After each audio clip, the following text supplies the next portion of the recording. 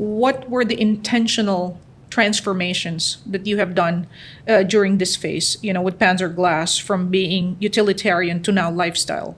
I looked at myself and asked myself, how would I want to be approached? And I don't want to talk about tech and specs, etc. I want to know about the values, and I want the lifestyle part of it as well. The biggest change have been that we are willing or we dare to not talk products. This is Challenger Brands, helping you build better brands and businesses. Hosted by Illustrado, the brand development and creative agency for ambitious and audacious challenger brands.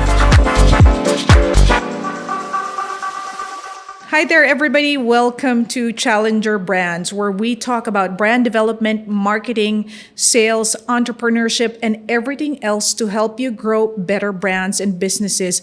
I'm Lalaine Benitez, Managing Director of Illustrado Brand Consultancy.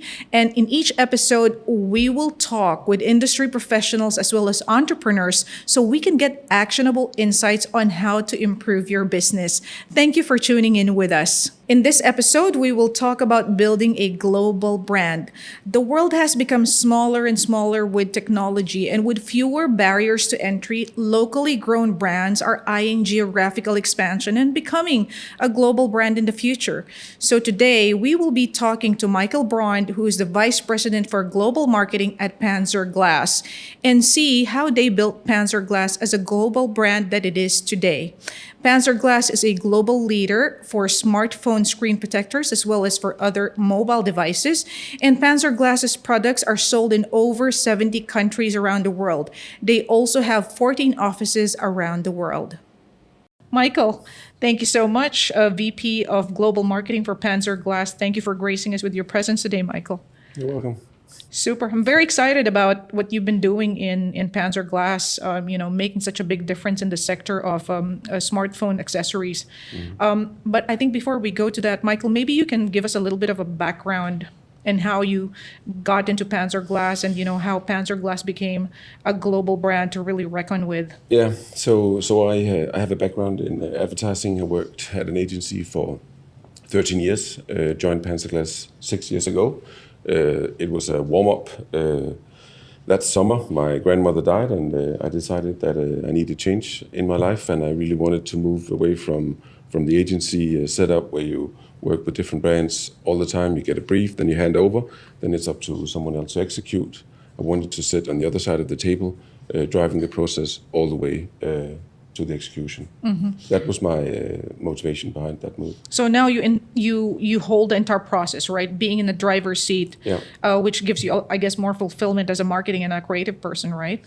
It does, and it also enables me to navigate better when you talk different stakeholders, sales, product development, everyone that actually needs to approve a concept. So I feel more in control. Basically. I see, yeah. PanzerGlass is now being marketed in, did you say 73 countries worldwide? 72 countries. 72 countries around the world. Yeah. And in how many continents? 5. In 5 continents across the world. Yeah. So paint us the picture. From the time that you joined PanzerGlass, how did you get, I know that this is a big question, right? But what were the steps in you getting to that level of having a European-centric brand when you started with them and then branching out into the world? Yeah, so first of all, it's key for me to stress that it's, of course, a team effort, but we were very Eurocentric at the time. When I joined, we were talking products only. That maybe that's the biggest change. That is actually that if I look at the global marketing, we're not talking product benefits. We talk diversity, we talk empowerment of women, being open-minded. We encourage people to adopt certain values, a certain lifestyle, and then pitch our products as the best solution for that. So if I look at the assets that we offer, films, texts, content creation in general, the styling, it all adds value, and it mirrors those considerations about being a diverse brand. So you're saying that you shift, I mean, with your team, of course, being able to shift from a more utilitarian brand, because it is a utilitarian sector, right? It's a massive step from product to lifestyle. It is, yeah, it is. Hold that thought. I want to dig into becoming a global brand. How do you manage the complexities? We'll get into the lifestyle bit in a little while, but how do you manage the complexities? Because 72 countries... It is complex. There's right? a lot of do's and don'ts when you operate globally. We're not afraid to take a chance and learn from it. Key for me has also to have a creative infrastructure in place. We're a Danish brand, Danish origin, and we're proud of that. But if the setup was with a Danish agency, we would be Danish in everything we do, and nothing wrong with that. But we would miss out. If I know, and I know that right now one of the most influential markets, that's South Korea. They really drive trends. That's why we have a setup right here, agency setup right here in Dubai with Illustrado. Yeah.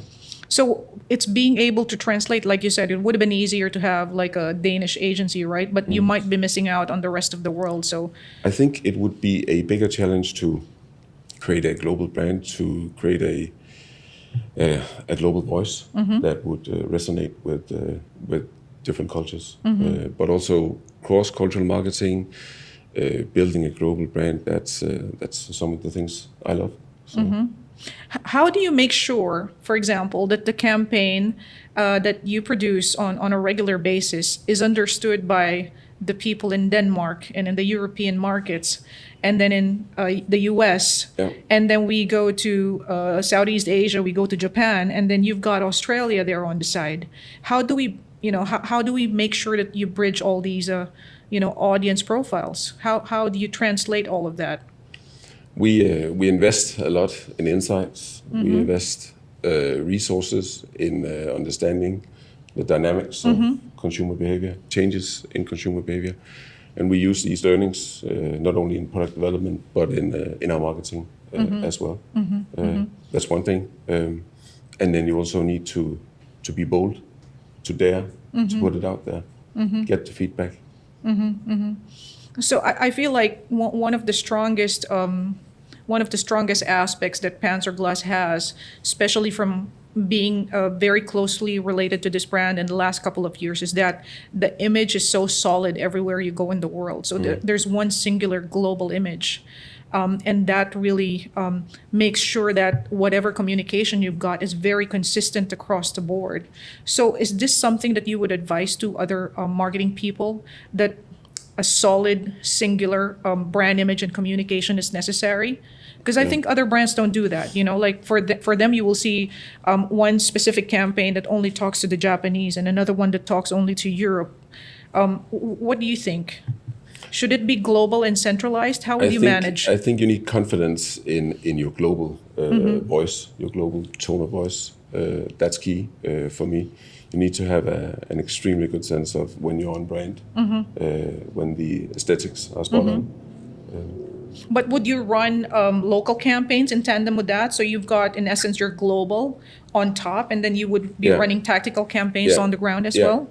That's the approach. We have a global setup, global campaigns, top down, and then it's executed, twisted locally or regionally.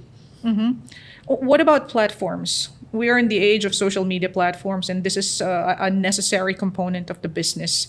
So how would you manage that? Would you have separate platforms for different geographies, or is it better to have one? What's your thought on that? So we have separate platforms for, we're running a dual brand strategy, PanzerGlass, the mother brand, and the equally important sister brand, Safe by PanzerGlass. Two different brands, two tone of voices, distinct and differentiated assets, targeting different audience. PanzerGlass is to a wider audience. It's also where we put in all the feature classes. It's not only smartphones, it's wearables, tablets as well. Where Safe by PanzerGlass is that's for the next generation who cares about a better tomorrow. It's more edgy, more cool, more sexy.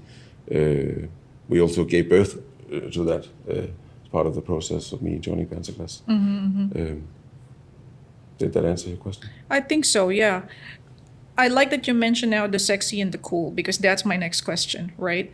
Part of the thing that I think is very strong with Panzer is that in a utilitarian market like screen protectors, it's very utilitarian. It's all about the function and the grade of the glass that's being used, whatever features you're claiming. You made a turn in the marketing and transformed this into a sexy, cool lifestyle brand, right? This is something that we've been able to experience firsthand with you. That took a very big step, right? What convinced you to get into that, path? I looked at myself and asked myself, how would I want to be approached? And I don't want to talk about tech and specs, etc. I want to know about the values, and I want the lifestyle part of it as well. So I think that's, as I said before, the biggest change have been that we're willing or we dare to not talk products. That's quite a big gamble, though, right? Because you're doing something. This is the mentality of challenger brands, right? Yeah. You have a Goliath that's doing everything that's been done in the market and, staying tech. And then you've got here PanzerGlass being the powerful David, challenging the status quo and showing the market something totally different. Yeah. That was a bold move. Was it difficult to pitch that to the leadership of the company, and how was that for you as a marketing person? I think, which I appreciate a lot, I was given the mandate to execute and to position the brand. You need to earn it. It's been helpful that the numbers are pointing in the right direction, of course. Otherwise, I would have a problem. But it's been a journey, and it is step by step. So I see a sales department which are normally very product oriented. They actually see that it works. The response from end users, the response from their partners makes it easier. And how are you able to? Okay, maybe I'm backtracking on some of the things that you've said earlier. What were the intentional transformations that you have done during this phase, with PanzerGlass, from being utilitarian to now lifestyle? What were those things that you've ticked off, that it has to be in a certain way? An ambition to build the most admired brand out there. I like that. Yeah. I like that. We were talking about competition earlier, and you said that your biggest competition is this American brand, right? They're the biggest in the sector, but PanzerGlass is easily the coolest brand right now in this segment. Yeah. Right? So that's very satisfying to see that after making a turnaround in the last 2 years. Yeah. Yeah, so I think it's fair to say that maybe there will be players that we will not beat in size, but we can outcool them. I like that. We can outcool them. Yeah. That's really exciting, because before you did this, I look at your sector. All the guys that have the phone are the iPhones and Samsung, right? All the cool campaigns are from that side. But when you go to screen protectors, it's really just selling the utility. And now here comes PanzerGlass, humanizing the brand, being sexy, being cool, and it just totally changes the game. So that's a very bold move. Yeah. Yeah, and it's from the get-go we have, I think we've used and benefited from using a different tone of voice. I can tell you to protect your phone. That's boring. I can also tell you that you can break my heart, but you can't break my PanzerGlass. And there you have a concept. I like that. That's precious, that you can execute from. Yeah. There's a difference in communicating. I like that, and we're going to borrow that. You can be bigger, but we can outcool you, right?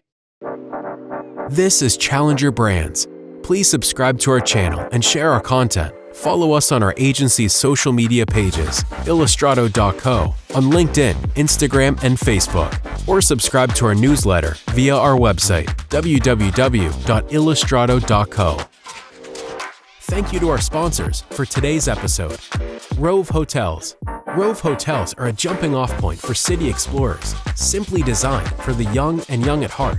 Born in Dubai, Rove is an award-winning lifestyle brand offering well-designed hotels, fuss-free service, and great value in well-connected locations. More than just a bed for the night, Rove provides rovers, the missing link to connect you to the city like a local, and explore the track less trodden in a relaxed environment where you can be yourself. With sustainability, local art, and high-performing functionality at the heart of its brand, Rove represents a new niche of hospitality for the digital nomad looking to become part of the neighborhood, even when they're just passing through. Please check them out at rovehotels.com. The Melrish Studio, Dubai videographers and photographers specializing in storytelling content creation. Melrish specializes in event photography and videography, film production and content creation, storytelling through creative images and videos. From events to brands, Melrish Studio has told more than 1,000 stories. Based in Dubai, Melrish has worked with the biggest brands and grandest events, but their services are quite affordable, even for SMEs. The Melrish team is also available to work across the Middle East and Europe. Check out their portfolio at melrish.com. And we're talking about how to build a global brand. Michael, you have underlined again and again how important it is for marketing and sales to be working together because, as you said, this is not just the work of marketing, it is a concerted effort with sales. Can you speak a little bit more about that? I think one of the best examples is actually when we attend fairs. I think the whole setup is super cool. The team spirit, the DNA, the culture of the brand really comes to life. At the fairs, and one of the objectives is always to be the brand where the partners, where the customers, they want to hang out, and that's what we can see. They come to us, they talk to us, they come back, they hang out, and I think that chemistry that they like to be around us, and we like to be together. Yeah. That's also part of it because they're also looking into. These are someone I want to work with tomorrow and the day after. Definitely. Yeah. And I think as marketing people, we also have to consider sales departments as our customers, right? They also have to buy into the ideas that it is a customer and it's a key stakeholder, and you need them to embrace everything you do. Because especially we talked about that before, that you might have this strategic global layer of marketing, but you need them to execute locally in the stores as well. So they need to believe the storytelling as well. Exactly. Yeah. And a lot of times things grow on them. Yeah. So you might be, or I know I am. I'm willing to I'm all about changing and the dynamics in consumer behavior. This whole new level of coolness, or being more personable, being more very, very specific personality as a brand for Panzer, does it permeate your sales team? Do they live that as well? Is that something that's celebrated within the company?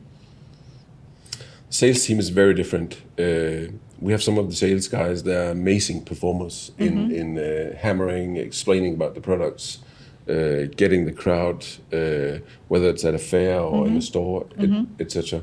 But it is a teamwork always. Yeah. So I guess it's really complementary skills, right? And complementary talents. They're working together. Yeah, exactly. Yeah, and you now. Again, I'll say we'll borrow that. We'll uncool everybody else, right? Yeah. You being the arbiter of the cool and sexy, how do you do that? What makes a brand sexy or cool? For sure, there are so many different angles of looking at these two words, right? But for you in PanzerGlass, how do you decide if something is cool enough or sexy enough for the campaign to make sure that you keep that kind of a brand image? A lot of times I actually go for what I like and love. I've always had a special interest. I've always had a special interest in fashion, in design, aesthetics in general. That's also dynamic. Getting the inspiration from that, following that, that helps a lot. So this is really your advertising background coming into play, isn't it? I think that's the fuel. Yeah. Being curious, traveling, reading, yeah. And how do you keep it fresh? Because obviously, there's so many young people doing a lot of different things. You have a lot of influencers, a lot of creators. How do you keep abreast with the market and keep things fresh? and churn out campaigns that will speak to a lot of different target consumers, even Gen Z? I think when we teamed up, when PanzerGlass teamed up with Illustrado a couple of years ago, then we also took it to the next level. You have a background in fashion, and I see you adding elements that, and then we're back to the agency setup. You're adding elements to the campaigns that would be hard to find in Denmark. We talked about it yesterday during the campaign. Just the styling alone makes a huge difference. Yeah. How does, or what are the benefits of having moved PanzerGlass from utility to lifestyle? What has manifested in your marketplace? What are the things that happened for you in the marketplace when you did this shift? A lot. Concrete examples, flagship stores willing, bracing to show the content on big screens in the stores, only because of the quality of the content. Yeah. And that's prime real estate, right? Especially at point of sales, right? That's a medium that you would normally pay for. So also the willingness to use the assets online everywhere, basically. Self-perception. Yeah. I think when your brand image is really of a certain quality, it allows you to have premium pricing in the market, right? Yeah. It almost sort of justifies because you have that affinity with the consumers, and they can see that, okay, that brand looks more interesting and looks more premium because of that certain image compared to all these brands that are like all generic and Me Too's. Yeah. If you have that, I believe if you have that emotional connection with the consumers, they're willing to pay a premium price because of the brand perception. What's your message, for example, to entrepreneurs who think that spending on the brand is just mere expense and not an investment? Because we hear this a lot from the markets, and when we talk to people, they're like, "But why would I spend a lot of money on this? I just need to sell." Right? It doesn't come natural for them. So what's your advice for entrepreneurs like that?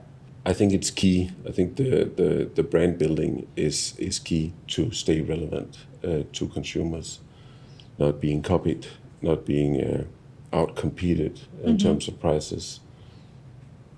So you think it's a necessary thing for companies, right? I think it's a necessary thing. I think it's a must-do thing.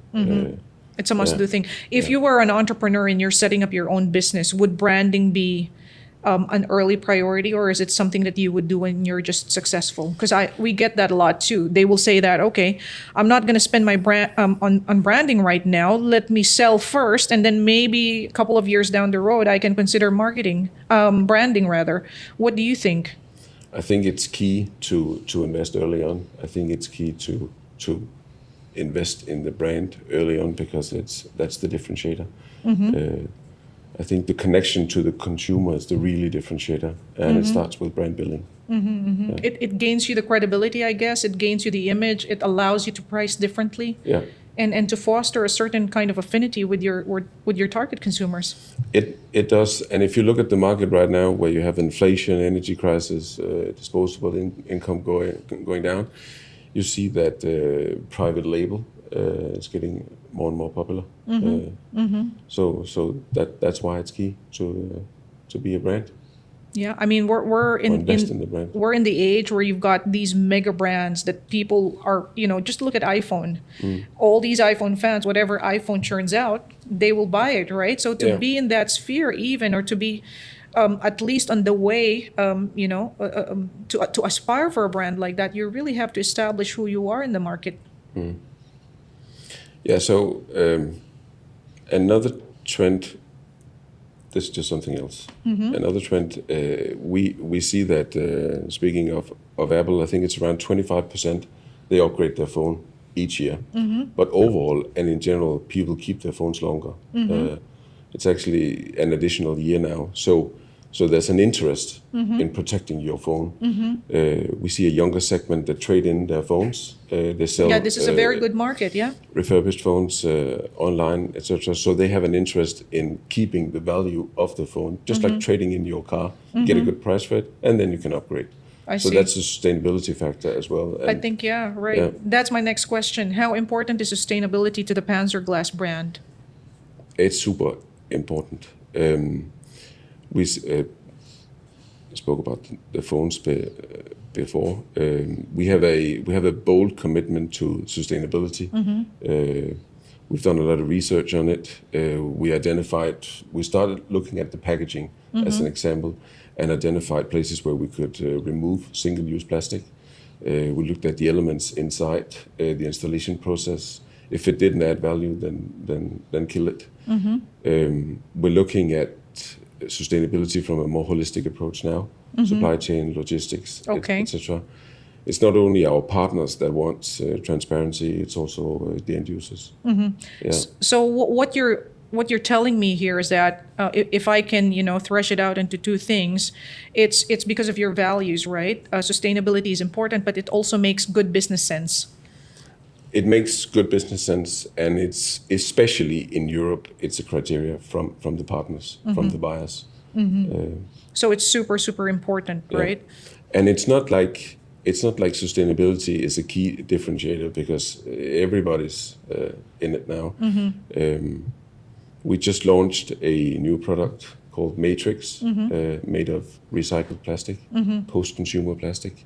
We won awards for it, innovation awards, and we can see that our partners, end users, are really embracing this. This is a strong story behind. That's also adding to the brand.